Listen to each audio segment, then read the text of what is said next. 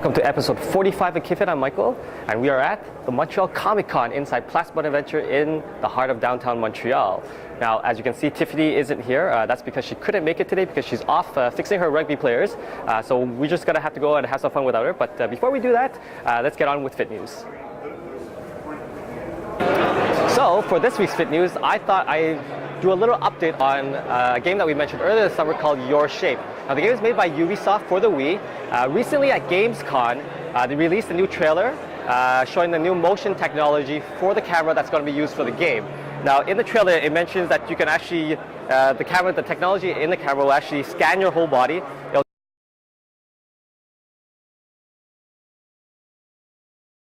detect your movements, and it'll also correct your form in real time with real-time feedback within the game itself. The whole advantage of this game, or the selling point of this game, is that it'll allow you to do exercises 100% controller-free. So it's a little bit different from the EA Active game that we talked about before, where you have to have the controllers in your hand or attached to your thigh.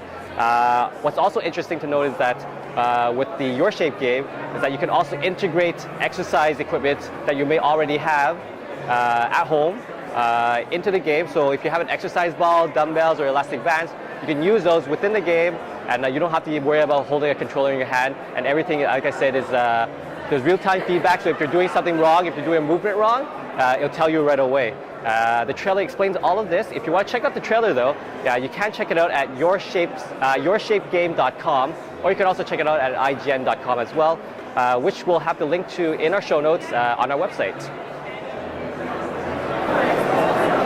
A recent Canadian study published in the International Journal of Obesity have discovered a type of blueberry juice from the North American low bush blueberry, biotransformed with bacteria from the skin of the fruit, can be used as an anti-obesity and an anti-diabetic agent. Now, the study was done on mice which were all prone to obesity, who were insulin resistant, diabetic, and hypertensive, and after being fed with a little bit of the juice, all showed reduced food intake plus lower body weight.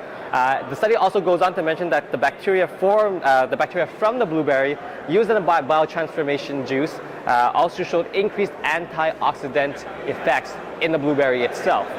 And the last thing that they've also mentioned was that when the mice were fed fermented blueberry juice, they showed gradually plus significantly lower high blood glucose levels in the mice. The last bit of news I wanted to talk about is a page that I recently found on the CBC website for those parents who are sending their kids back to school and not too sure whether or not they're packing the right snack for them in their lunches.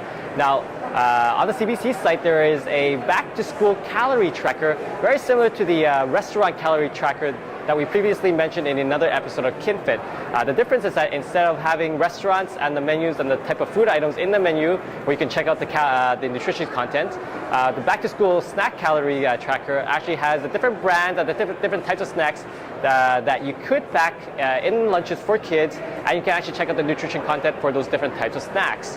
Now, this is good for parents who don't actually have time to research all the different types of foods out there, but it's easy to find all the information you need on this one little page by just going to the drop-down menu, choosing the brand, the type of snack, and then seeing whether or not it's nutritious or the amount of calories in that snack itself.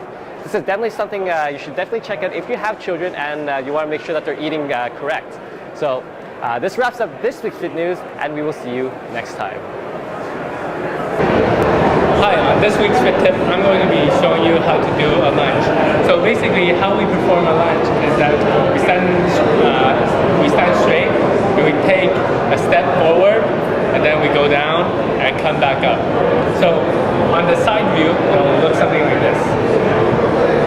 Now, key points for this exercise is that once we take that step, there's no more forward movement. The going down part in this exercise comes from the back leg.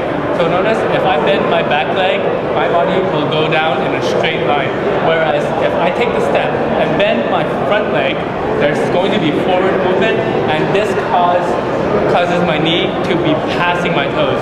So like last episode when we described the squat, any action passing with our knees passing our toes will cause a lot of stress to the knee joint. So we don't want that.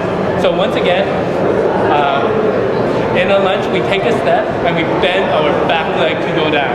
Notice how my heel for the back leg is always off the ground once I take that step. And then come back up. You can start doing this exercise by doing one leg at a time for the full set, or alternating in between them, which doesn't really matter as long as you do equal reps for both legs. So I hope that helped you with the lunge, and that's it for this week's Fit Tip. So this wraps up this week's Comic-Con edition of KinFIt. As always, please check back our show notes for all those important pieces of information we want you to look up on. And if you have any ideas, suggestions, or questions you want to ask us, just email them to us at info@kinfit.tv. Again, let's thank Vincent for helping us film today. So remember, don't quit, stay fit. Okay, that's it. That's enough. Show's over. Nothing to see here. That's enough. Stop filming.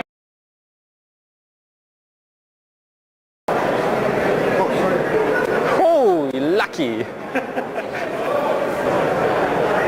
The last little bit of news that I want to talk about for Fit News is, no.